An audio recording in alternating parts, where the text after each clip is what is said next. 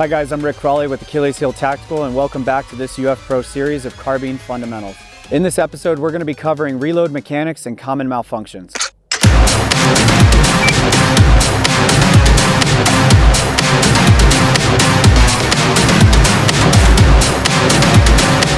Alright guys, reloads. There's two types of reloads, an emergency reload and attack reload, or a reload of opportunity. Let's talk about the emergency reload and why it happens.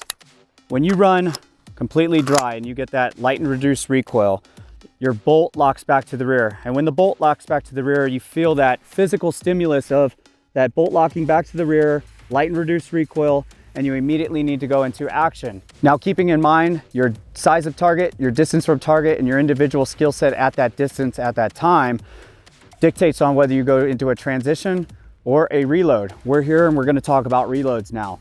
So I'm up, I'm firing, and I feel that light and reduced recoil. I'm immediately taking my trigger finger off the trigger and now onto the magazine release. As I bring this finger off the trigger and onto the magazine release, my non-dominant side hand breaks away from the gun and grabs the mag. As this magazine clears, this magazine is now seated and the bolt is then sent home.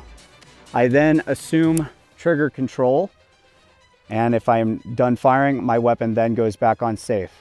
All right, our next type of reload is that tack reload or reload of opportunity. As I fire this weapon, and I want to be proactive within my mindset, as I'm engaging this target, after an engagement, I put that weapon back on safe. For whatever reason, I have the ability to top off this weapon system. I'm going to take the opportunity to tack reload, keeping this gun mounted, utilizing that proper sling tension, grabbing low on the fresh mag, high on the magazine inside the gun. I'm going to insert it into the gun and then retain that magazine back the furthest away from my speed reload source. Now, let's talk about workspace positions. For our emergency reload, if I came out, light and reduced recoil, and needed to reload, I can keep it shoulder mounted, just as I've demonstrated. I can bring it inside of a workspace position. After I get that light and reduced recoil, I can bring it to a workspace position. I'm just gonna tack reload for the ease of use of demonstration. You can bring to a workspace position, you can bring it up and over your shoulder, high, low, and drive back out. So there's three different types of workspace positions that I can make sure my muzzle's pointed in a safe direction to accomplish those two types of reloads. All right, so on the reload task focus target, you have a refined surface area target in the blue, and then you have a larger recovery target in the white. The recovery target is for the recovery of that reload. So empty mag, one in the chamber. On signal, you'll fire one, reload three. At this distance, obviously you're accounting for mechanical offset due to the size of target.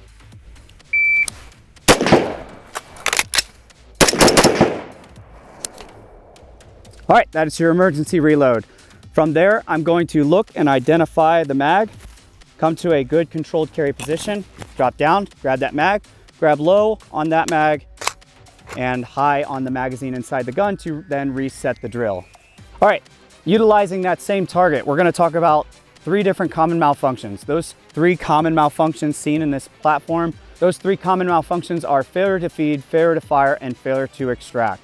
All right, so after we've identified the three types of malfunctions, failure to feed, failure to fire, and failure to extract, we now need to come up with the refunction actions. The refunction action of a failure to feed and a failure to fire will result in the sear engagement. As you can hear, when I break this trigger, there's sear engagement with a failure to feed, failing to load this weapon system.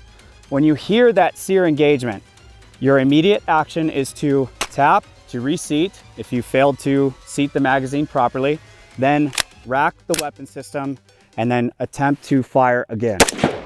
All right, now setting up a failure to fire. Once you've cleared this weapon system, you're going to grab a piece of brass, lock the bolt to the rear, turn it sideways. From here, I'm going to grab that piece of brass, insert it into the chamber using gravity to your advantage, and then send the bolt home on that empty round.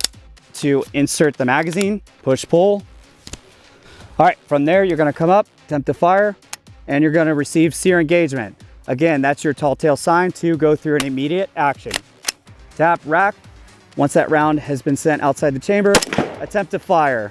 Weapon then goes back on safe. All right, So within the failure to fire and failure to feed, we have sear engagement. Now we're going to go through the failure to extract, which an example of a failure to extract would be such as a double feed. What I want you to listen for is no sear engagement. So once I unload, show clear, lock that bolt to the rear. Again, coming down to that kneeling position, grabbing that round that you now sent outside of the gun and dropping it in to the upper receiver, not the chamber, just as you would combat load a shotgun. Insert the mag and send it home.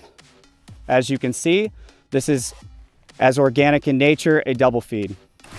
From here, I come up, attempt to fire, and no sear engagement. There's no click, no sear engagement. From there, I know an immediate action will not get me anywhere. I instead need to go into a remedial action, which starts at the source of friction, the magazine. I'm going to remove the magazine, retain the magazine, come back to the charging handle, pull the charging handle straight back, watch those rounds drop down the magazine well, let go of the charging handle, insert the mag, and charge the weapon system again. Attempt to fire, and I've successfully cleared utilizing that remedial action. Now that's one way of doing it. Another way of doing it, drop the mag, clear the gun, lock the bolt back to the rear, dropping that round into the upper receiver like you would combat load a shotgun, insert the mag, and sending it home. Come up, attempt to fire, soft mushy trigger, no sear engagement tells me I immediately need to go to the magazine, strip the magazine, retain. Now with the magazine inside my hand, I can come up to the magazine well and hit the bolt lock position. From here, keeping the rifle shouldered, I can grab the charging handle, taking my hand off fire controls to lock that bolt to the rear. From here, I can then insert the mag and send it all home. Attempt to fire. There's two different methods. Both work both day and night. Now, let's talk about if those rounds do not fall out. So when you're in the process here at the gun with the magazine and the bolt lock position with the bolt lock to the rear position, I'm going to take these three fingers straight and up the magazine well. I'm going to depress the leverage on the bottom round until they fall clear. Once they fall clear, insert the mag and you're good to go. Any questions? Cool. All right, guys, this concludes this episode. Again, this should not be considered an all-inclusive summary of my curriculum.